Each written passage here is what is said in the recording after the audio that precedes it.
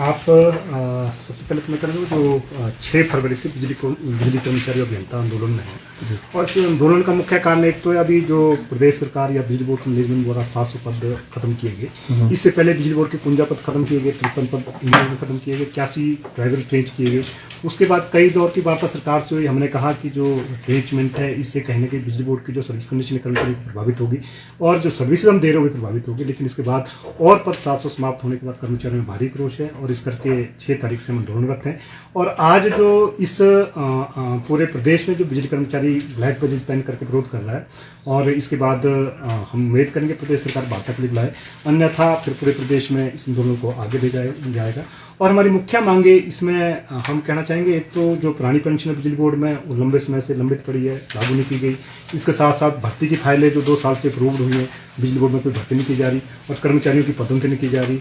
और इसके साथ साथ अभी आप पोस्ट एवोल्यूशन का काम शुरू किया, उससे कहीं ना कहीं कर्मचारी में आज बड़ा संशय है। जो इंजीनियर्स हैं, आपने पिछले कल परसों देखा होगा, कुछ जो हमारे इंजीनियर्स या कुछ स्टाफ है उसको दूसरे कॉर्पोरेशन में भेजा गया और कॉर्पोरेशन में ट्रांसफर किए गए और साथ में कैबिनेट फाइल कर दिया गया कि एक कोर्ट से भी रिलीफ ना ले। तो किस तरह का माहौल आप प्रदेश में बनाना चाह रहे हैं या बिजली बोर्ड में बनाना चाह रही है? इससे लोगों में बहुत एक डिमोरलाइजेशन भी है, संशय भी है, आक्रोश भी है। और हम तो अभी भी मांग करेंगे प्रदेश सरकार से कि जो कुछ चीज़ें हैं जो बिजली बोर्ड के कर्मचारियों और अभियंताओं के बीच में चली है उस पर वार्ता हो। और रैशनलाइजेशन की बात जहाँ तक आप बात कर रहे हैं, अगर कहीं कोई पद समाप्त होने तो उसमें हमारा भी कोई इतराज़ नहीं है, पर इसमें एक तरफा नहीं आप कर सकते कि किसी सेक्शन में कितना काम है। ये शिमला से बैठ करके आप तैयार नहीं कर सकते कि इस सेक्शन में कितना काम है कि आप 10 में से 5 करो या वहाँ 4 रखो। तो अल्टीमेटली जो हमारा कर्मचारी वहाँ काम कर रहा है उसके ऊपर उसका अतिरिक्त बोझ पड़ता है।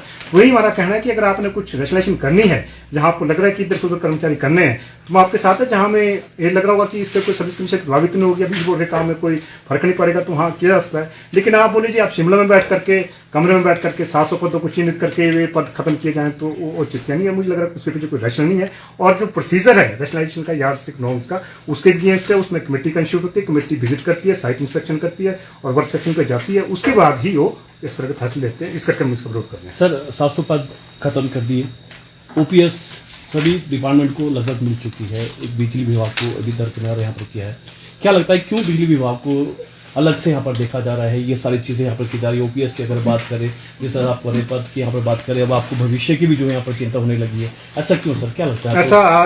आज आप देखेंगे, आपने साथियों मुख्यमंत्री मीडिया के साथ यहाँ है कैंपस में देखेंगे, किसी भी कर्मचारी या अभियंता का आप देखेंगे मनोबल बहुत गिरा हुआ है। उसके ऊपर एक उससे संशय का माहौल बना हुआ है। उसको एक अनसर्टिनिटी लग रही है, मेरा भविष्य क्या होगा, कल मेरे साथ क्या होगा। आज किसी के ट्रांसपोर्ट ऑर्डर छप रहे हैं, कल किसी के छप रहे हैं, तो एक संशय का माहौल बना है, जिससे कहीं ना कहीं ऑर्गेनाइजेशन ग्रोथ है उसमें फर्क पड़ा है। और अगर आप पीछे क्रोनोलॉजी देखें 2 साल की, आप बिजली बोर्ड की परियोजना आपने छीन ली, फिर वापस ली, उसके बाद आपने एक ईएमसी नया बना दिया और जो कॉरिडोर की लाइन है काजा की वो छीन ली, उसके बाद वापस ली। मुझे लगता है जो सारी घटनाक्रम चल रहा है। और अभी आपने ओपीएस दी है, आप भर्तियां करने नहीं जा रहे हैं, जो भर्ती की फाइल 2 साल से भी पेंडिंग है।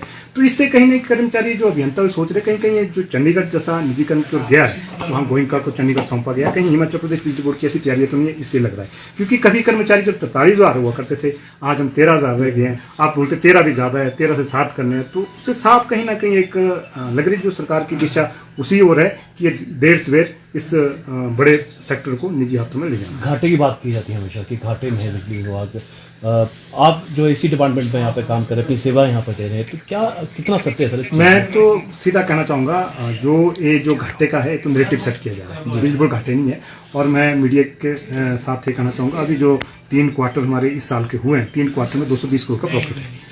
तो ये जो एक नेगेटिव सेट किया जा रहा है, किसी महकमे को अगर किसी को आपने खत्म करना है या उसको निजी हाथों में ले जाना है, तो पहले उसके अगेंस्ट एक नेगेटिव सेट किया जाता है कि ये चल नहीं रहा है, घाटे में फलाना है।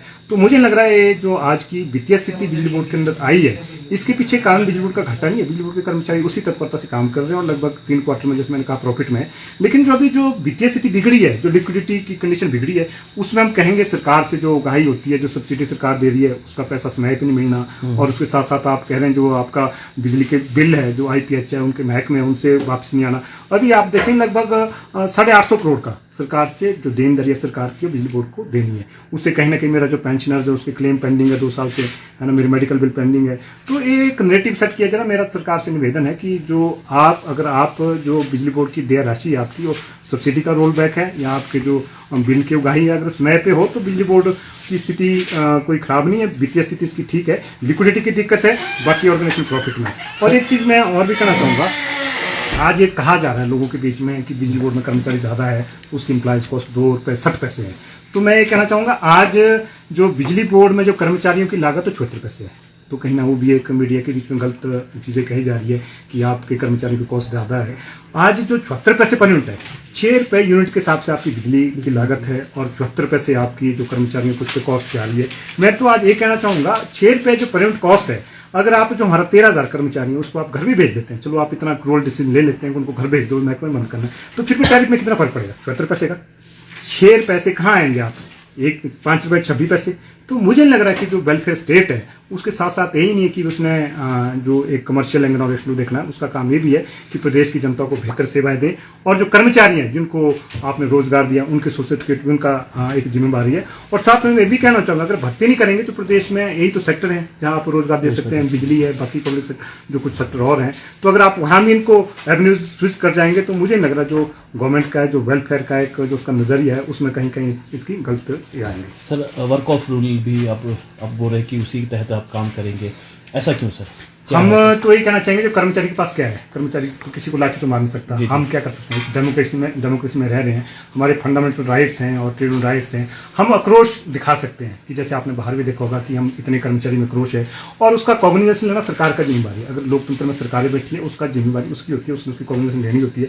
हम उम्मीद करेंगे जो मीडिया के माध्यम से रिजेंटमेंट सरकार तक जा रही है, हमारे जो डेमोन्स्ट्रेशन धरना प्रदर्शन उसके माध्यम से रिजेंटमेंट जा रही है, सरकार इसकी कॉग्निजेशन ले, उसके परिवार का हिस्सा है, वार्ता करे और इसका समाधान करे। स्वाभाविक है, अगर कर्मचारियों की बातें नहीं मानी जाएगी तो हमारे पास क्या तरीका है? हम उसको जो हमारा रिजेंटमेंट का तरीका है उसको और तेज करेंगे। क्या करेंगे? अगर हेडक्वार्टर शिमला में है, अब प्रदेश की ओर जाएंगे, प्रदेश की जनता को जोड़ेंगे और बाकी जो जैसे अभी मेरे पास आज की जो मेरा फील्ड का कर्मचारी है, अगर बिजली जाती है, रात को मेरा कर्मचारी घर में होता है और रात को भी उठ करके उस लाइन को मेंटेन करता है, जाता है, उसकी ड्यूटी भले ही खत्म हो गई हो।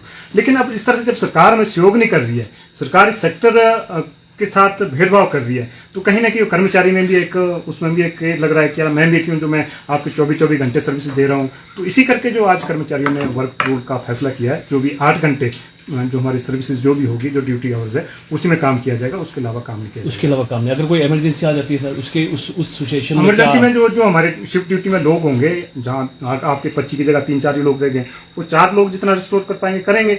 लेकिन घर से जो कर्मचारी जिसको बुलाते थे, वो घर से कर्मचारी नहीं आएगा। यानी कि घर से अब सेवा बंद। घर से वो जैसे 24 घंटे एक होल टाइमर के रूप में हमारा कर्मचारी काम करता था, उस तरह की सेवाएं जब तक एक गतिरोध है तब तक नहीं होगी। चलिए सर, बहुत बहुत शुक्रिया।